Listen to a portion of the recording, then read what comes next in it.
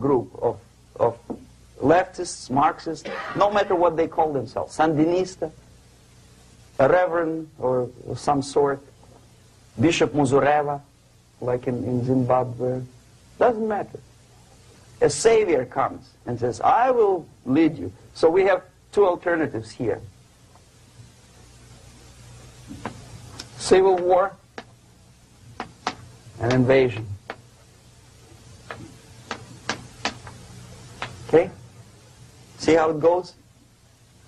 Civil war, we know what it is. Lebanon is the best example. The civil war, which was artificially implanted in Lebanon by injection of force of PLO, Palestinian Liberation Organization. Invasion we have in many other countries like Afghanistan,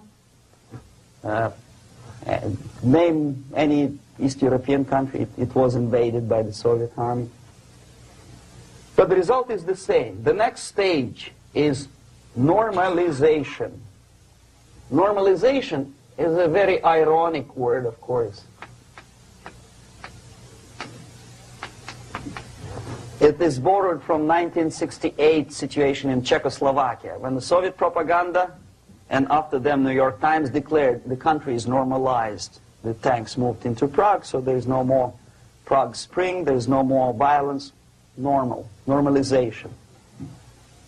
At that stage, the self-appointed rulers of the society don't need any revolution anymore. They don't need any radicalism anymore. So this is the reverse from destabilization.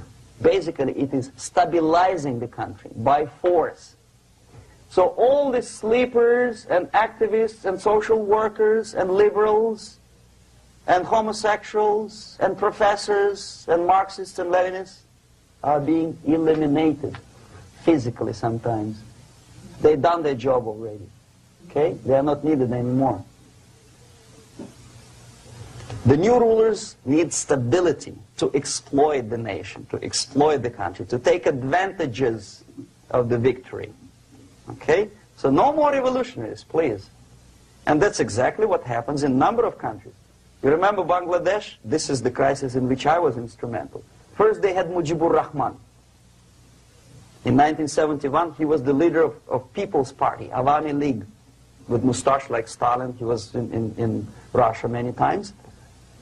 In 5 years, he was shot by his former colleagues, Marxists.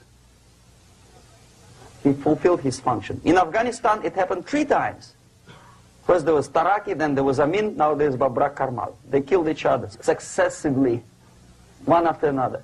The moment he fulfills his duty, the first one demoralized country, the second destabilized, the third one brought it to crisis. Goodbye, comrades. Babrak Karmal comes from Moscow and put into the seat of power. Same thing happened in Grenada recently. Maurice Bishop, Marxist, was killed by Austin, what's his name, General something, who was also a Marxist. Right? So no more revolutions, please. Normalization now. From now on, no more strikes, no more homosexuals, no more women lib, no more kid lib, no more lib, period. A good, solid, democratic, proletarian freedom. That's it. Now, to reverse this process takes enormous effort. When today, United States had to invade Grenada to reverse the process of subversion. Some people say, boy, this is not good, it's not kosher to invade the beautiful country, island of Grenada. Well, why didn't you stop the process here, when Grenada was just approached by leftists? Why not to prevent Maurice Bishop to come in power in the first place? Did Grenadians want him? Very questionable. They didn't know who was Maurice Bishop in the first place. He came to power by coup d'etat himself. Okay? No, we let the situation develop further and further and further until the crisis and normalization very soon. And then the United States decided to invade country, discovering that the country was absolutely a military base for the Soviet Union.